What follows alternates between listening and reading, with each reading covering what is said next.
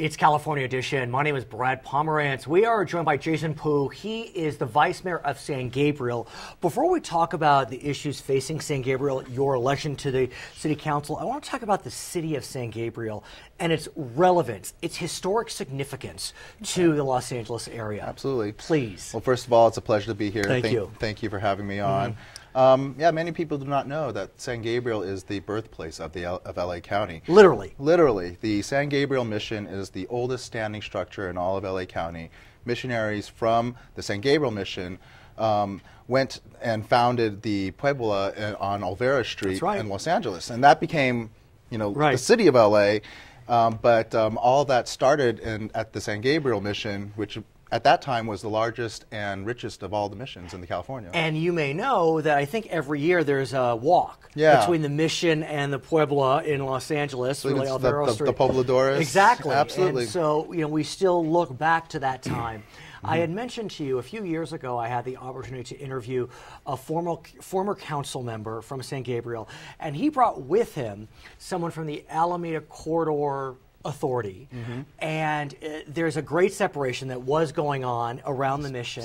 Still going on. And in doing the great separation, they found some historical artifacts. Yeah, absolutely. From the mission, and they brought them here, and I remember just being mesmerized by it. Yeah, they've found some fantastic artifacts, which we're working with the Native American tribes, making sure they're taken care of. Yes, some of them human remains. Some of them are, and also typical things, pottery shards, things like that. We're making sure they're cataloged and properly preserved, for historical purposes. And they even found an entire the mill race. We called it the Chapman Mill Race. I remember that. And we actually unearthed it and moved it to the other side, in what we now call Plaza Park. And there's a beautiful sort of memorial there. It's a reminder of our history, that we cherish, and a nice plaque there that serves also as a touch point for elementary school kids who come to visit. They often do field trips to the mission, and it's an opportunity to teach them about the history of the city. I want to speak about you and your decision to run for the City Council. And I ask you, knowing that, like me, you married up, and your wife is well known in California. Her name is Kathy Fung. She is the executive director of California Common Cause. Correct. I know her well. I've interviewed her. So you know all the pockmarks on the political process in California. Kathy's keeping it safe for us, I must say. Right. What made you decide to run for political office, especially given your wife's experience in election law? Right. As you mentioned, Kathy is an expert in voting rights and election law. California Common Cause's motto is holding power accountable. And they do a great job of ensuring the integrity of the political process, our democratic process, a lot of other good government issues. Campaign finance reform is another one. Redistricting, I think you probably you interviewed her on that before. So anyway, we are probably more well versed on politics and election issues than your average couple. But between us, no one's listening, of course. Nobody's.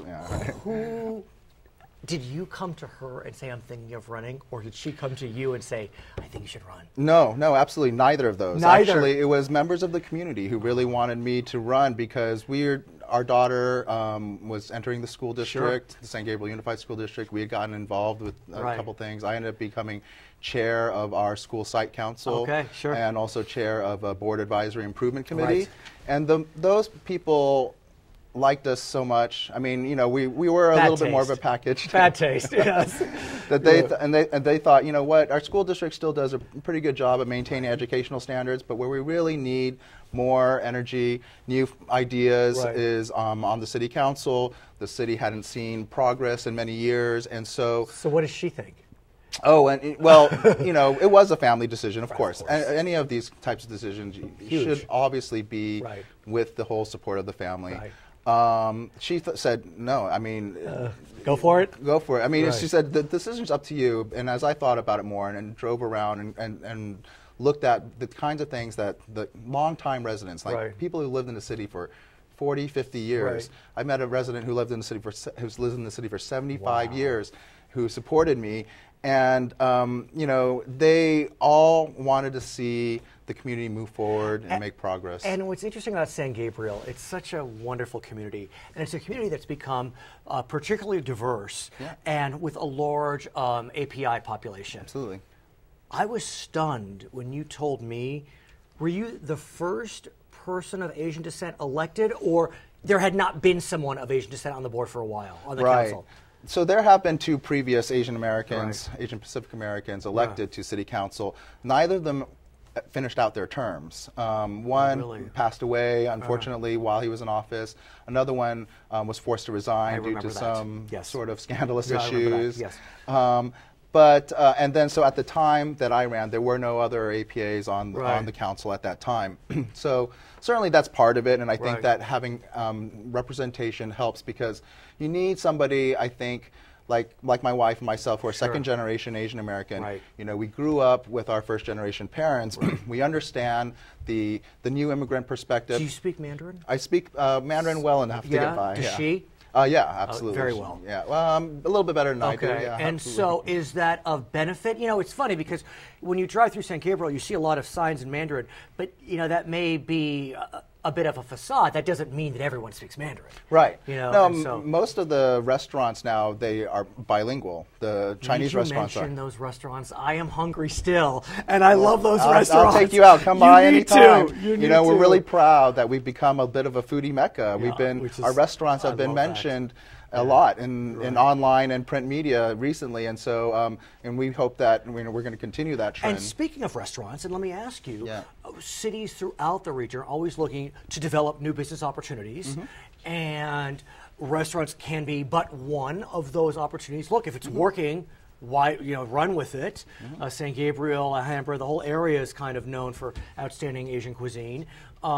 Is that an area where you're looking to develop more business in San Gabriel? I mean, I think that we do have a number of new developments on the agenda right now, including those at both the northeast and northwest corners of Valley and Del Mar. There's a lot on San Gabriel Boulevard in Las Tunas, another site that's on San Gabriel Boulevard on the west side. There's several developments, many of them which are mixed use. And so we're actually very excited. You know, we want to make sure that development and growth is balanced, but we do need to fill these empty spaces. You're not built out. We're not built out in the sense that a lot of the some of the existing commercial space is currently empty, and so we'd like to be able to you know, fill those with vibrant projects that are going to create jobs, help the local economy, and also provide amenities for the residents. So some people may not realize this. I have a friend who lives in San Gabriel. I mean, there are beautiful neighborhoods in San Gabriel. I mean, absolutely. Truly, like A-list neighborhoods. Well, it's good to hear. And so, you know, I'm wondering, how do you kind of balance this, you know, very bucolic community with desire to create more commercial opportunities? That's why we have, you know, very good zoning laws in place. You know, our main commercial corridors is where we concentrate the commercial development. I live only maybe 4 or 5 blocks from Valley Boulevard, and I never hear any of the traffic or noise.